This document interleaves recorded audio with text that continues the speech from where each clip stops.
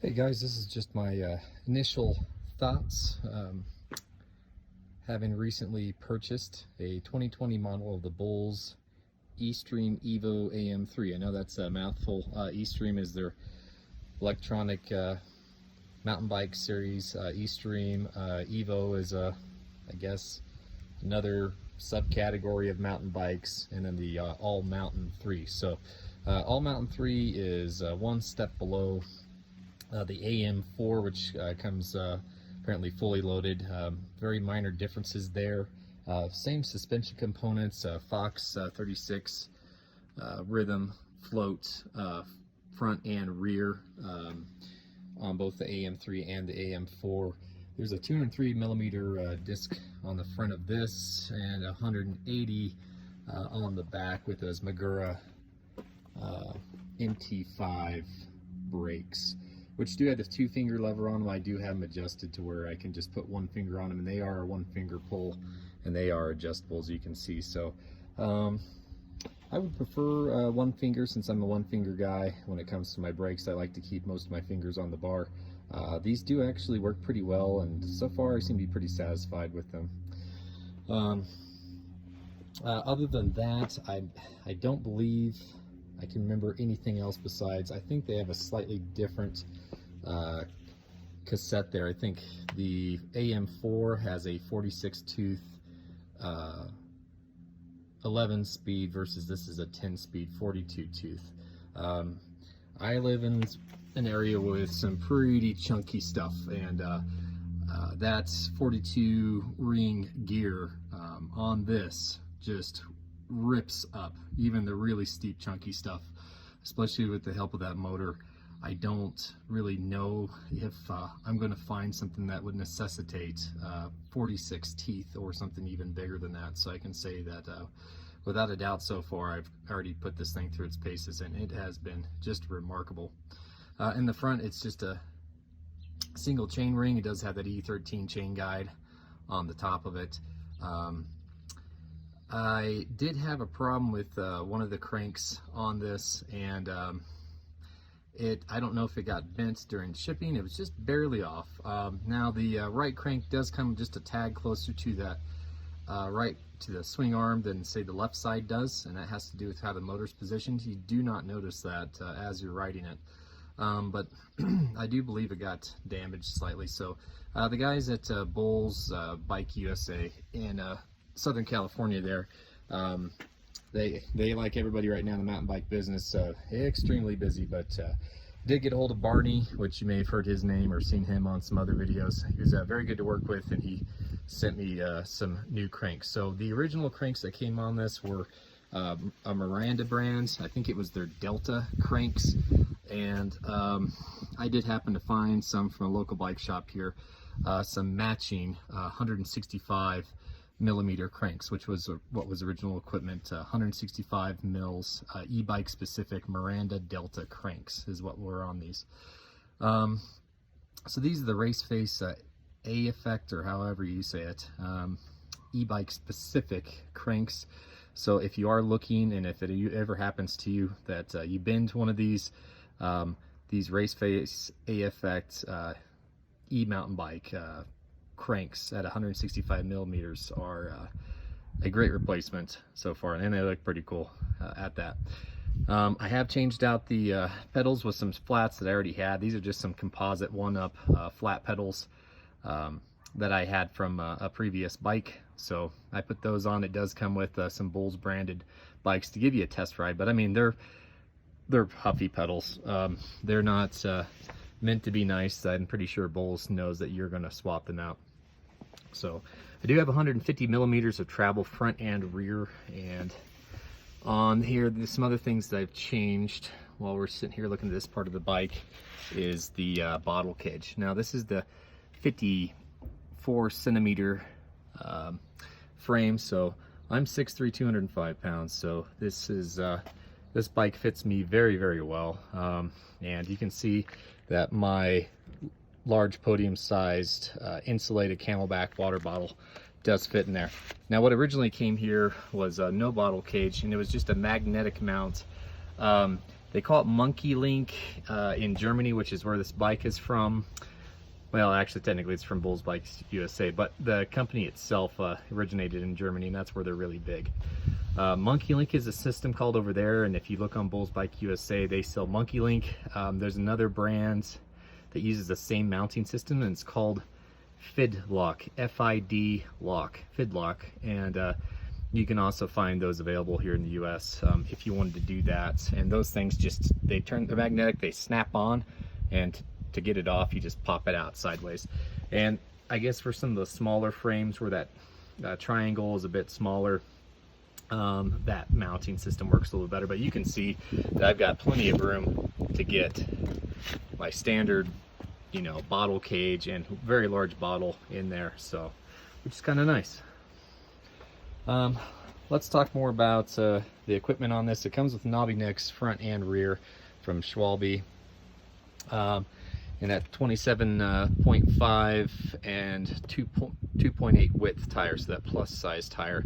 I know the AM4 comes with a Magic Mary on the front, which is supposed to be a tad more sticky and have a little bit more control than these knobby necks, but I found especially, and I'm running about I believe it's 26 in the front and something very similar in the rear as far as air pressure goes so far, that these are really sticking. They have a lot of nice control. They've got lots and lots of grip, so, which is really nice with all that extra weight. I mean, you can really drop that seat down with that dropper seat post and get your butt back and really mash on those brakes, and it'll just surprise you how well these things hook up. What else? So while we're talking about that, the seat post, that is the seat post that came on it. It's a Kind Shock Lev, and I haven't actually measured this yet, but I believe it has somewhere around 150 millimeters of travel in it. Things I don't like about it in particular is that this is a composite, composite mount. And when we were first adjusting around on the bars, it looked like it's kind of flimsy. It seems like it's actually doing pretty decent now, but it's not maybe the best quality seat dropper post out there. But so far, I mean, it is working. I'm just coming from a RockShox Reverb seat post on my last bike, so it was just, the action on it was a little bit better. The seat post itself just seemed like it's a little bit better quality, but so far this one's working great, so we'll run it until it fails. Also came with a Bulls bike ergonomic seat. I don't have that sitting here right now, but it had those depressions for, you know, the male anatomy more or less, right here in the seat. And it was actually, surprisingly, I did ride it around for a little bit, it was fairly comfortable. Now I already had this saddle sitting around, and it's an mountain bike Core Prime for men from Ergon, and it just has that little bit of lip to the butt of it. And you'd think that maybe that would get in the way when you drop that seat post down and you're trying to get your butt back when you're going downhill, that would get in the way, but actually it doesn't. And if anything, the sides of my legs are maybe touching the sides of the seat, but this is not interfering with me at all going downhill, whether I'm pushing myself back behind the seat or whether I'm moving back forward. I never seem to catch it. So so far it's really great. As far as the actual comfort of the saddle, I don't know what to compare it to, because this is the most comfortable mountain bike saddle I have ever ridden on. It is just nice. Very, very impressed with that. So this is I believe a large, I'm a pretty large dude. My sit bones are just very, very, very comfortable and sit very nicely on this seat. The on button for this bike is the controller itself. So it's like a block, I think it's a block 14D, I think is what it's called, controller. So it's pretty simple. You just give it a tap here, and you've got your speedometer there, your battery meter, and then you can use this button down here on the side to flip through, and it can tell you, well, I'm not pedaling right now, so it says I have 0 remaining. Well, that's because I don't have it in the mode either. Okay, so in just the lowest mode, it says I have 143 miles remaining. More assistance, 78 miles. Basically the highest level assistance, 41 miles. And then this fourth bar here is what they call their flex. So this is just lots of assistance all the time. And this provides, it's a flex mode. It's almost like mountain bike mode for the Bosch motors apparently.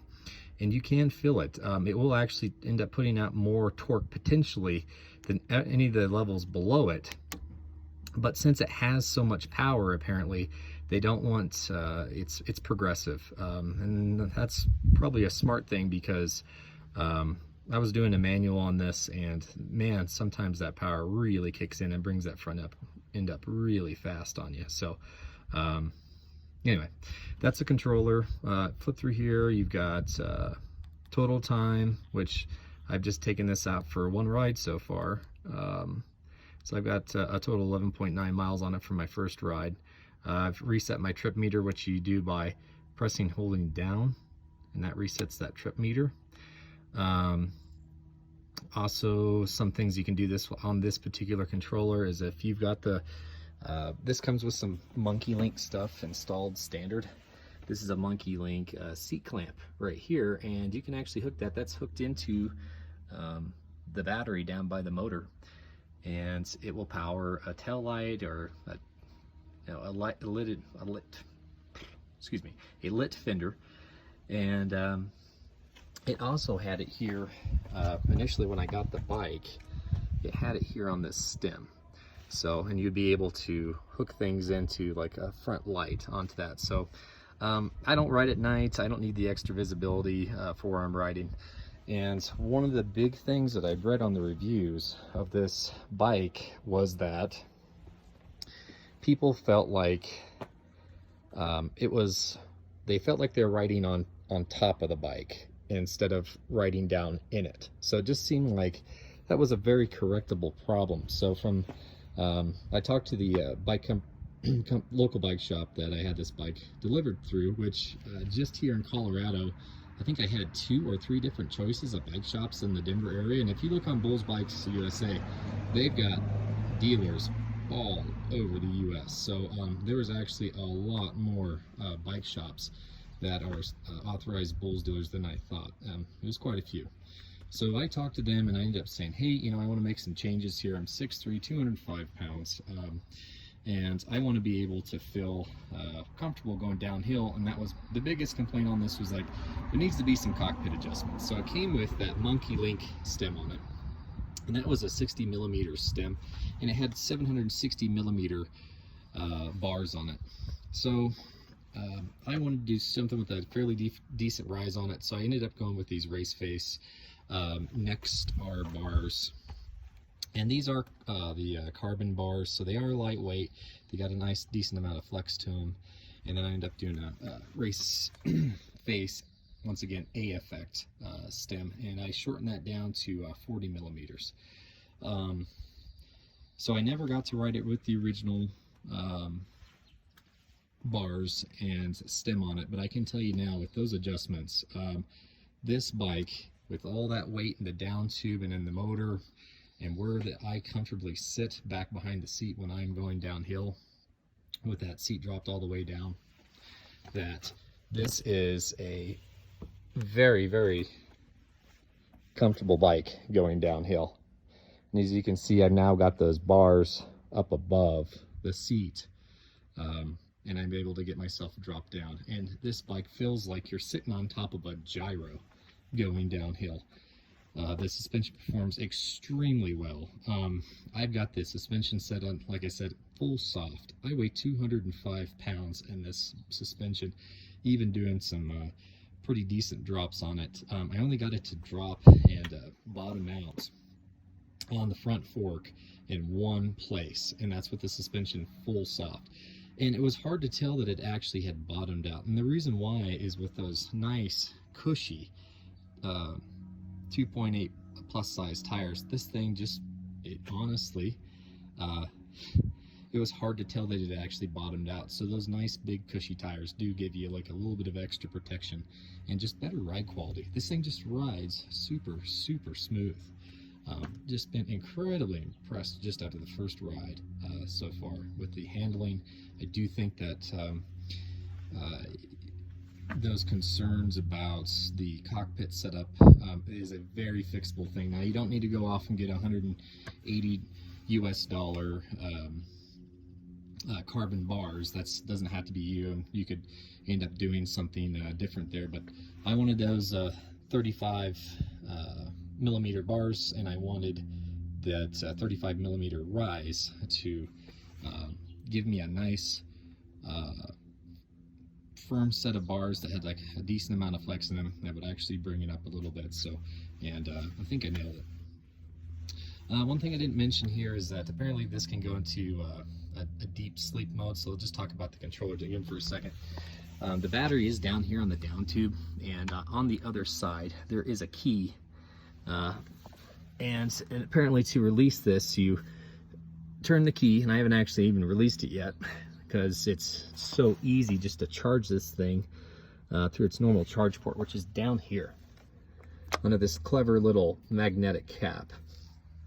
And the connection itself is magnetic, so if for some reason you left the cord connected and you went and you ripped your bike off the you know, its mount on the wall or something like that and walked off with it, just kind of like an iBook, a Mac iBook or something like that charger, it would just pop off there. It's not going to damage the socket, probably, if you go, or at least less likely to damage the socket if you go walking away with it. So that's how you normally charge it, but you can put a key in here, twist, and then push.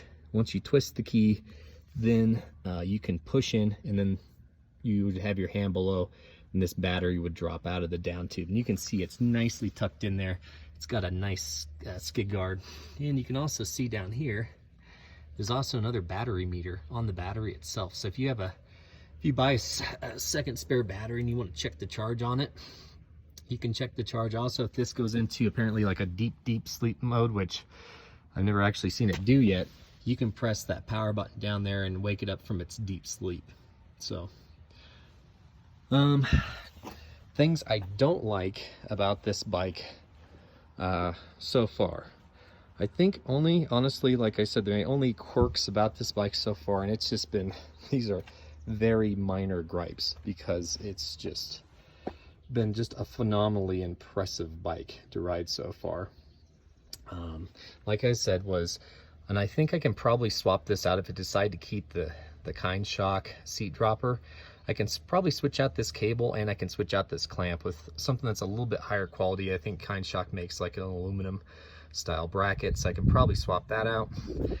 This controller itself, because it sits high enough on the bar, when you flip the bike upside down to, say, take off the front wheel to mount it to your truck or whatever, to either work on it, then you're going to need to wrap a microfiber cloth around that nice non-reflective screen, or else you're going to scratch it up pretty good. So something to think about. Now I have to carry this microfiber rag around in my bag when I go riding. Not a big deal, but it is something that I noticed.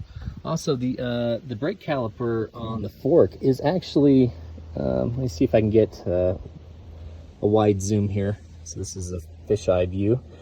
That caliper is actually fairly far down. You can see it actually sits down lower than the fork. Why is that an issue? So it's an issue because what I thought was formerly a very clever way of mounting my mountain bike to my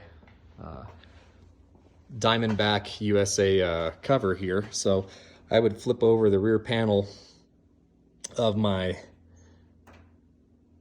cover here, and then I had my Rocky mounts right there, and I even tried to put a spacer in, and that still wasn't enough. So in order to have enough spacing between where the through axle will go through and any cover that you would be mounting it to, you need at least, it looks like at least 85 millimeters, if not somewhere closer to like 90 millimeters of spacing between this and that, and that's how far that axle, that through axle, sits on that fork when the caliper, because the caliper is going to rest first on anything that you put it on. So you got to have plenty of spacing on this one. So not a big fix here. I'll just have to put a thicker wood spacer in there and get some longer bolts in order to do that. So not a big deal, but something that I wasn't expecting to be an issue, and now I'm having to correct it.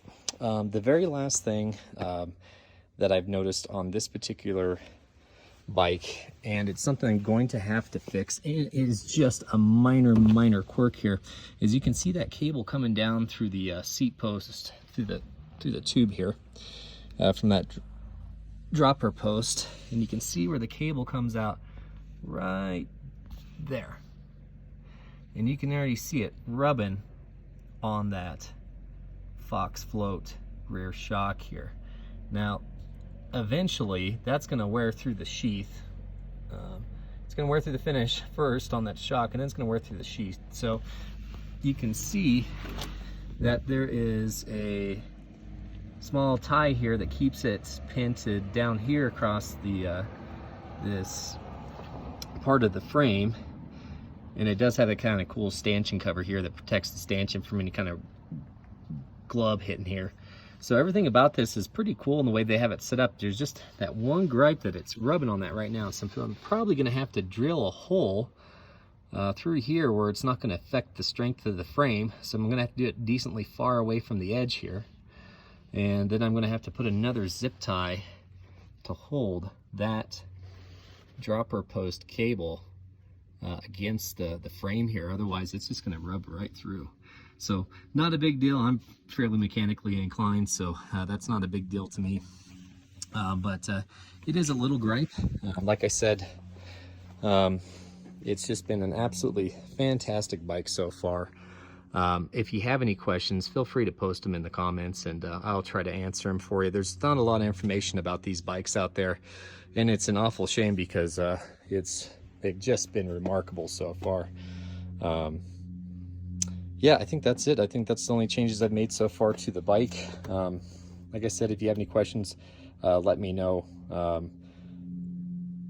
Thanks for watching, and happy riding.